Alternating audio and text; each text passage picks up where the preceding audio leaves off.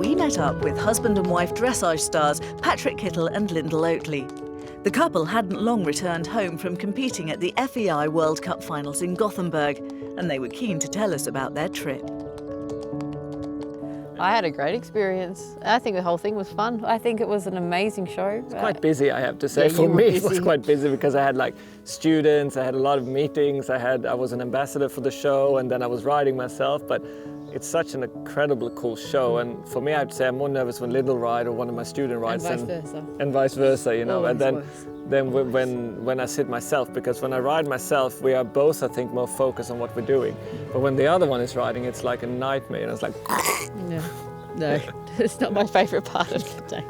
Those 6 minutes are quite scary for me. Yeah, it's quite intense. But we love it. We do it because we love it. It's really fun. And also, but Gothenburg, because it's also in Sweden, so then you always have such a great bunch of people there supporting you. The home crowd is incredible, it's I have to say. Yeah, but not just to Swedish people, also to everyone. Like when you came in, the people are the same. they're phenomenal you know? For me too. But it's just a great atmosphere in Sweden. Always fun, and I had my parents there. But as far as performances will go, I was super happy to be there. I had a great time.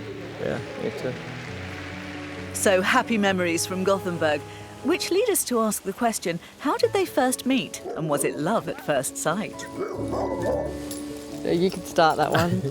Well, actually it was like Lyndal bought a horse for me, and she came and asked if she could have teaching by me, and back then I didn't teach at all. At all. So I said, okay, you can come, and she really worked with it. It looks really good, sweetie.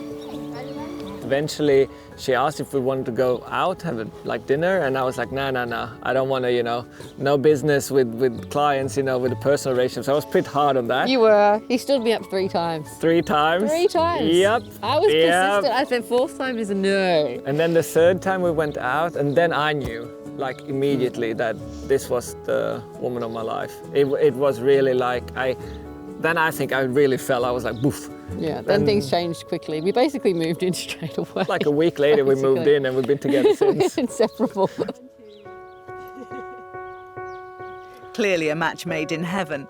But how did their individual love for horses develop? My mum brought me home and put me straight on a horse when I was younger. My mum bred New Forest ponies, and my grandfather was the first person to bring warm bloods into Australia and set up a breeding program with that. So for me, it's in my blood.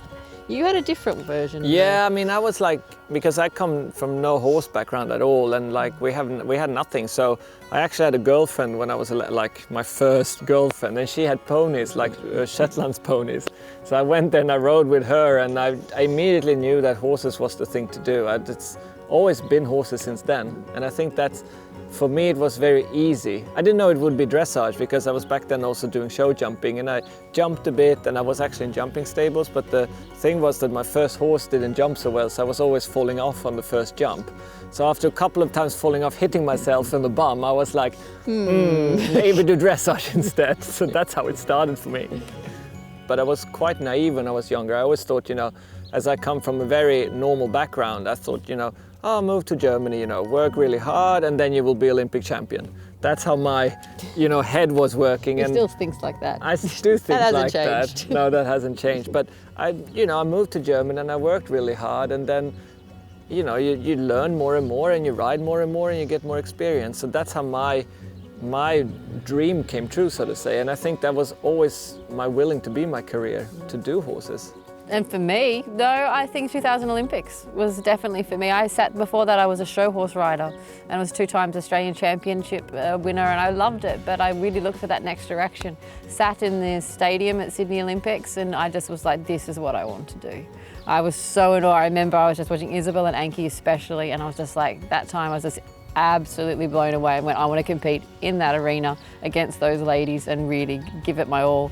And so that was the first day I really decided that's it, dressage is my focus. And then I came over here 9 years ago to develop that, and now I'm stuck with him. Poor you. I know, it's terrible. Next. Patrik and Lyndal live and work at a beautifully restored farm owned by the Tecklenburg family. Some of the buildings date back to the 1500s, and the surrounding grounds are stunning. It's absolutely amazing. And what is funny here is that everyone says, oh, it's so quiet. But when you ride, you know, suddenly we have two swans deciding to walk over the, you know, the outdoor arena and like, you know. Go for a little more stroll. The swans do a kamikaze launch onto the water here and they're coming at you like this and you're just running for the hills. It's really funny. So it's a beautiful environment. We really live with nature a bit, which is really cool. It's a phenomenal spot. And then we're riding right next to all the horses that are retired, having a nice time. All three of them done Grand Prix. It's so lovely. We're really lucky. Really very lucky like that. The couple have blended harmoniously into this idyllic location, working to achieve their current goals. But what of the future? Professionally, I just want to keep developing and getting better. You know, Yeah. every day new things. Every day, look at other people, look at other athletes, look at other sports, create, take. You know, think outside of the box. I think that is for me always developing. But you're also a phenomenal trainer, and he's very modest with that. Like, I was your first proper international rider, and now look at you, you've got 8 riders. Okay, I think. Not going to be so much, but it's, I think, over 10 almost. He just keeps adding them, seriously, you just never know. Luckily I'm a very understanding I'm wife. like that. I have a lot of good students, and I think for sure in the future, when I'm older, I will for sure go more over for teaching. I would love to help Swedish dressage develop. I would love, but I'm gonna keep on riding and just, you know, not take it so seriously.